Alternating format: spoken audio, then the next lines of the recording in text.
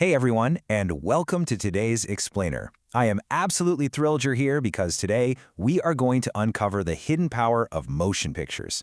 We usually just think of movies as a really fun way to spend a Friday night, right? Grab some snacks, kick back, zone out.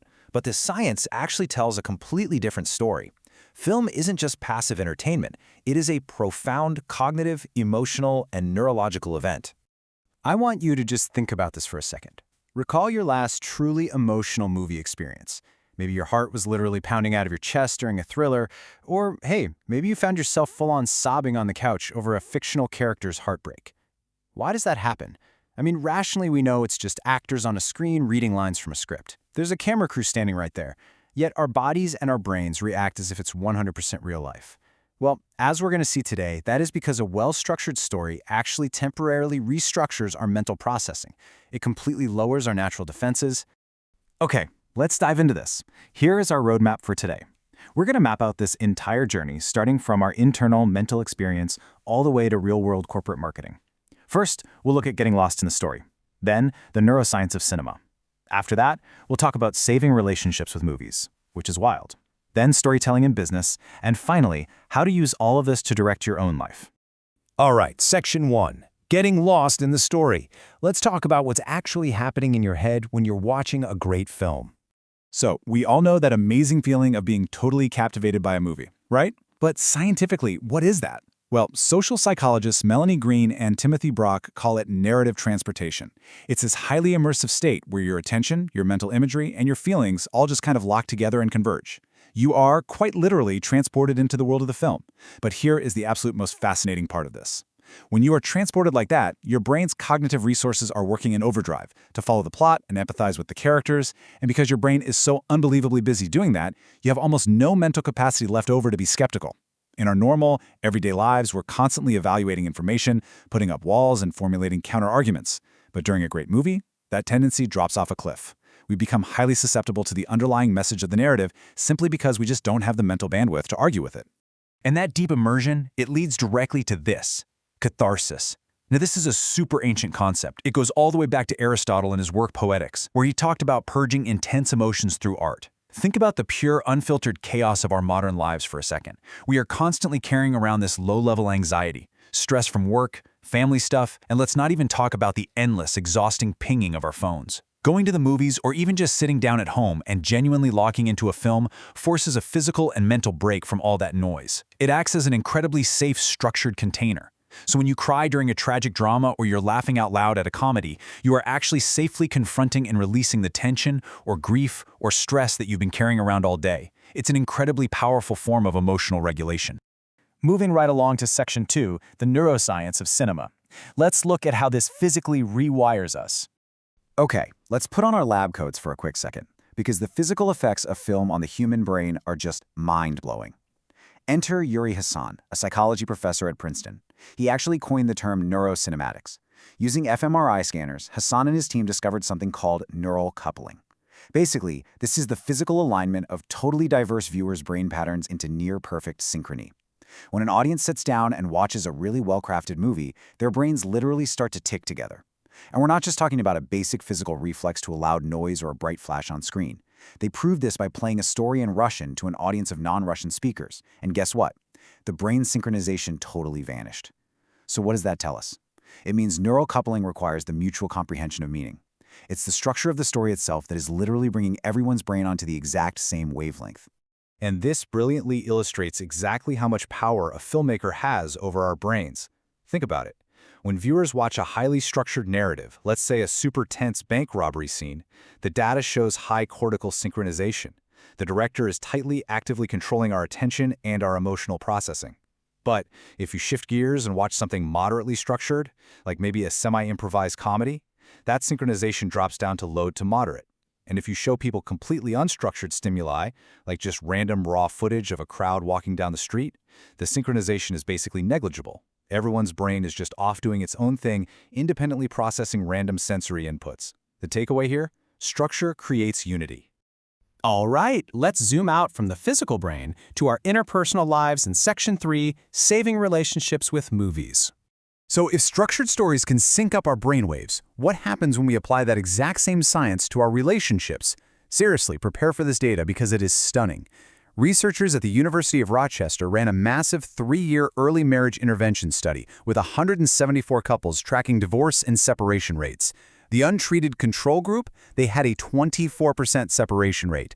Now, the group that went through intensive, expensive, therapist-led conflict management training, their rate dropped nicely to 11%. But look at that third group, the PAIR program. This group didn't do intensive therapy. They simply watched 5 relationship-themed movies over the course of a month and then had a 30 to 40-minute guided discussion afterwards. That's it, and their divorce rate dropped to the exact same 11%. Watching and talking about 5 movies was clinically just as effective as intensive couples therapy. No way, right? So how on earth is that possible? Why did watching a few movies work so incredibly well? Well, it all comes down to what we call the psychological buffer. Here is the secret. Most couples actually already possess the basic skills they need to maintain a healthy relationship. They really do. What they are missing is a safe space to actually talk about things without getting triggered. If you sit your partner down on a random Tuesday and directly criticize how they communicate, you are instantly going to trigger defensive hostility. Walls go up. But if you watch a movie together and analyze the actions of fictional characters on a screen, it's totally non-threatening. You can objectively say, hey, I really didn't like how that guy talked to his wife, which indirectly gives you a safe pathway to navigate your own relationship expectations without all the heavy personal baggage. Let's pivot now to the professional arena. Section 4, Storytelling in Business. Okay, so those exact same cinematic tools that can save a marriage, they can utterly transform how companies convert their customers. So the crucial point is perfectly captured by Donald Miller's story brand framework. You see, a ton of marketing strategies totally fail because the brand comes in trying to act like the hero, the protagonist of the story. But to leverage that narrative transportation we talked about, the customer absolutely has to be the hero. Think of it like a movie. In a film, you have a protagonist. In business, that's your customer, and they have a primary desire. A movie has an inciting incident that kicks off the plot, while your customer has a specific, painful problem they need solved. Here is where you step in. The movie always has a mentor figure, right? Like Yoda. In business, your brand is Yoda. You are the guide, providing empathy and authority. And finally, the guide hands over a magical tool. In business, that magical tool is just a clear, super simple 3-step plan to fix their problem. Setting things up this way drastically reduces the cognitive friction for your buyer. And this doesn't just work on customers. It works inside your organization too, through narrative leadership. Look, if you're a leader and you stand up to present a new quarterly strategy using a bunch of unstructured, dry bullet points, you are practically begging your team to zone out. You are inviting mental drift. Their brains are definitely not syncing up. But if you take those same dry statistics and you wrap them in a structured story, maybe you start with an inciting incident in the market, then the collective journey your team is going to take to beat it, and you finish with vivid, authentic human stories of how this actually helps a real customer, boom, you just triggered that neurocoupling. You are literally aligning your team's brain activity, you make the corporate purpose tangible, and you dramatically improve their long-term memory retention of the strategy. Which brings us to our final section, Section 5, Directing Your Own Life. Let's talk action steps. All right, let's get extremely practical here. How can you take all this cinematic science and actually apply it today? Well, if you are an organizational leader, here is your new playbook. First things first. Audit your communication style. Stop starting your meetings with boring spreadsheets. Just stop.